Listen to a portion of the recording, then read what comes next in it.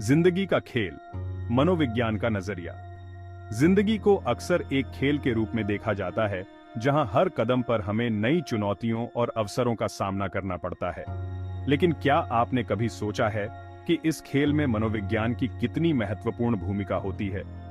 जिंदगी एक खेल है, ये तो हम सबने सुना है, लेकिन इस खेल में हमारी भावनाएं, हमारे विचार और हमारे व्यवहार कैसे शामिल होते हैं, ये समझना भी उतना ही महत्वपूर्ण है। हर दिन हम अपने आसपास के लोगों के साथ मनोवैज्ञानिक खेल खेलते हैं, चाहे हमें इसका एहसास हो या ना हो। लेकिन क्या आप जानते हैं कि हमारी रोजमर्रा की जिंदगी भी कई छोटे बड़े मनोवैज्ञानिक खेलों से भरी होती है? ये खेल हमारे रिश्तों, हमारे कामकाज और यहाँ तक कि हमारे आत्मसम्मान को भी प्रभावित करते हैं। हम इन खेलों को अपने परिवार, दोस्तों और सहकर्मियों के साथ खेलते हैं, और कभी कभी तो खुद के साथ भी। एरिक बर्न ने अपनी किताब गेम्स पीपल प्ले में इन खेलों को समझाया है। उन्होंने बताया है कि कैसे हम अपने जीवन में विभिन्न प्रकार के मनोवैज्ञानिक खेल खेलते हैं और कैसे ये खेल हमारे व्यवहार और हमारे रिश्तों को प्रभावित करते हैं। उनकी किताब ने मनोविज्ञान की दुनिया में एक नई दिशा दी है और हमें यह समझने में मदद की है कि हम अपने जीवन में इन खेलों को कैसे पहचान सकते हैं और उनसे कैसे निपट सकते हैं। बचपन से ही हमें ये खेल सिखाए जाते हैं और हम जाने अनजाने में इन्हें खेलते रहते हैं। जब हम बच्चे होते हैं तो हम अपने माता पिता, भाई बहनों और दोस्तों के साथ ये खेल खेलते हैं। जैसे जैसे हम बड़े होते हैं, ये खेल हमारे जीवन का हिस्सा बन जाते हैं और हम इन्हें अपने कामकाज, रिश्तों और सामाजिक जीवन में भी खेलते रहते हैं। परेशानी तब होती है जब ये खेल हमारे रिश्तों में दरार डालने लगते हैं। जब हम अपने प्रियजनों के साथ मनोवैज्ञानिक खेल खेलते हैं तो यह हमारे रिश्तों को कमजोर कर सकता है और हमारे बीच की समझ और विश्वास को कम कर सकता है। यह समझना महत्वपूर्ण है कि ये खेल हमारे रिश्तों को कैसे प्रभावित करते हैं और हम इन्हें कैसे रोक सकते हैं।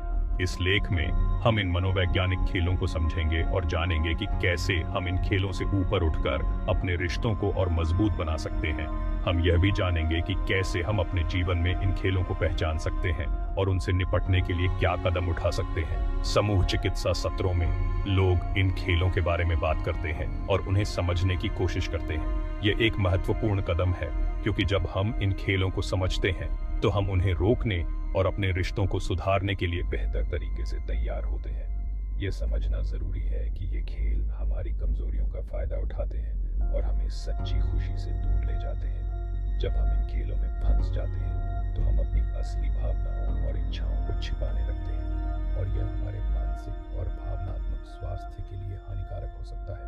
इसलिए यह महत्वपूर्ण है कि हम इन खेलों को पहचानें और उनसे निपटने के लिए सही कदम उठाएं। इस तरह हम अपने जीवन में सच्ची खुशी और संतोष पा सकते हैं और अपने रिश्तों को और मजबूत बना सकते हैं।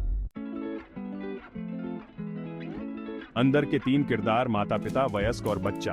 एरिक बर्न के अनुसार हमारे अंदर 3 मुख्य किरदार यानी अहम अवस्थाएं होती हैं: माता पिता, वयस्क और बच्चा। साइकोलॉजिस्ट माता पिता। यह अवस्था हमारे माता पिता या अभिभावकों के व्यवहार को दर्शाती है। यह हमें नियम सिखाती है, नैतिकता का पाठ पढ़ाती है और सही गलत की पहचान कराती है। साइकोलॉजिस्ट वयस्क। यह अवस्था तर्क, विवेक और वास्तविकता पर आधारित होती है। यह हमें समस्याओं का हल ढूंढने और जिंदगी के महत्वपूर्ण फैसले लेने में मदद करती है। साइकोलॉजिस्ट बच्चा। यह अवस्था हमारी बचपन की भावनाओं, इच्छाओं और खेल कूद को दर्शाती है। यह हमें खुशी, उत्साह और रचनात्मकता का अनुभव कराती है। हमारा बर्ताव और प्रतिक्रियाएं इस बात पर निर्भर करती हैं कि उस समय कौन सी अहम अवस्था सक्रिय है। किरदारों का खेल कैसे बनते हैं? रिश्तों के रंग। रिश्तों के रंग कई बार हमारे किरदारों और हमारी अहम अवस्थाओं पर निर्भर करते हैं। यह एक जटिल प्रक्रिया है जिसमें हम अनजाने में कई बार अलग अलग भूमिकाएं निभाते हैं। जब हम किसी से बातचीत करते हैं तो हमारी अहम अवस्था उसकी अहम अवस्था से बात करती है। यह अहम अवस्था 3 प्रकार की होती है: माता पिता, वयस्क और बालक। हर अवस्था का अपना एक अलग प्रभाव होता है। ये बातचीत कभी अच्छी होती है तो कभी बुरी। जब 2 लोग माता पिता अवस्था में होते हैं तो वे एक दूसरे को आदेश देने की कोशिश करते हैं। वहीं बालक अवस्था में वे भावनात्मक और संवेदनशील हो जाते हैं। जब हम अनजाने में अपनी अहम अवस्थाओं का इस्तेमाल दूसरों को अपने बस में करने या उनसे जिद पूरी करवाने के लिए करते हैं तो हम मनोवैज्ञानिक खेल खेलने लगते हैं। ये खेल हमारे रिश्तों को जटिल बना देते हैं। उदाहरण के लिए कभी कभी हम पीड़ित बन जाते हैं ताकि दूसरे हम पर ध्यान दें या हमारी मदद करें। यह पीड़ित अवस्था हमें सहानुभूति दिलाती है, लेकिन यह हमारे आत्मसम्मान को भी कम कर सकती है। कभी कभी हम उद्धारकर्ता बन जाते हैं ताकि हम अपनी जिंदगी में महत्वपूर्ण महसूस कर सकें। उद्धारकर्ता बनने से हमें एक तरह की संतुष्टि मिलती है, लेकिन यह हमें दूसरों पर निर्भर भी बना सकता है। यह समझना जरूरी है कि ये खेल हमें थोड़े समय के लिए संतुष्टि तो दे सकते हैं, लेकिन लंबे समय में ये रिश्तों को नुकसान पहुंचाते हैं। जब हम इन खेलों में फंस जाते हैं तो हम अपने रिश्तों की गहराई और सच्चाई को खो देते हैं। हमें यह समझना होगा कि सच्चे रिश्ते ईमानदारी और पारदर्शिता पर आधारित होते हैं।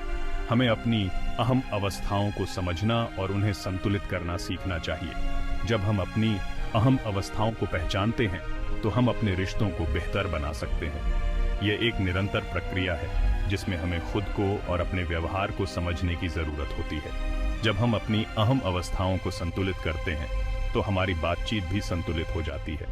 हम एक दूसरे को बेहतर समझ पाते हैं और हमारे रिश्ते मजबूत होते हैं। यह संतुलन हमें एक स्वस्थ और खुशहाल जीवन जीने में मदद करता है। रिश्तों के रंग तभी खिलते हैं जब हम ईमानदारी, पारदर्शिता और समझदारी से अपने किरदार निभाते हैं। हमें यह याद रखना चाहिए कि हर रिश्ता एक अनमोल धरोहर है जिसे हमें सहेज कर रखना चाहिए। जब हम अपने रिश्तों को समझदारी से निभाते हैं तो वे और भी खूबसूरत हो जाते हैं। अंत में हमें यह समझना होगा कि रिश्तों के रंग हमारे अपने हाथ में हैं।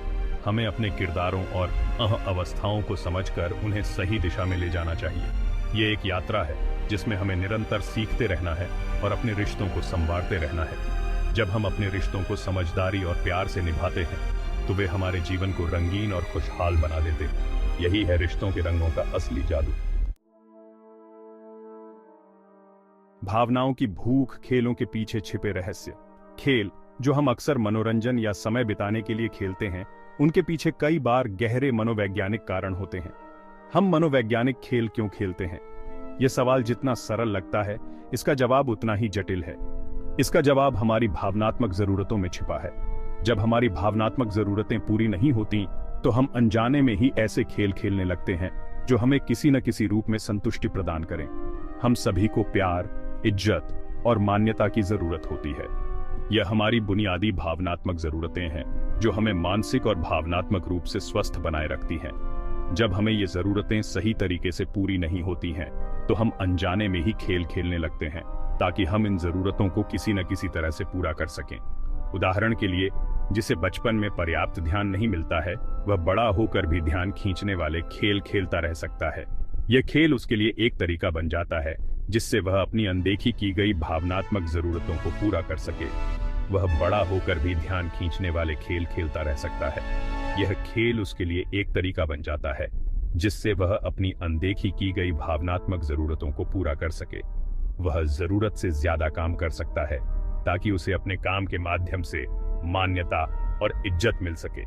यह एक प्रकार का खेल है जो उसे अपनी भावनात्मक जरूरतों को पूरा करने में मदद करता है। बीमार होने का नाटक कर सकता है ताकि उसे दूसरों का ध्यान और सहानुभूति मिल सके। यह भी एक प्रकार का खेल है जो उसे अपनी भावनात्मक जरूरतों को पूरा करने में मदद करता है, या बार बार झगड़ा कर सकता है। यह भी एक प्रकार का खेल है जो उसे अपनी भावनात्मक जरूरतों को पूरा करने में मदद करता है। यह समझना जरूरी है कि खेल खेलकर हम अपनी भावनात्मक जरूरतों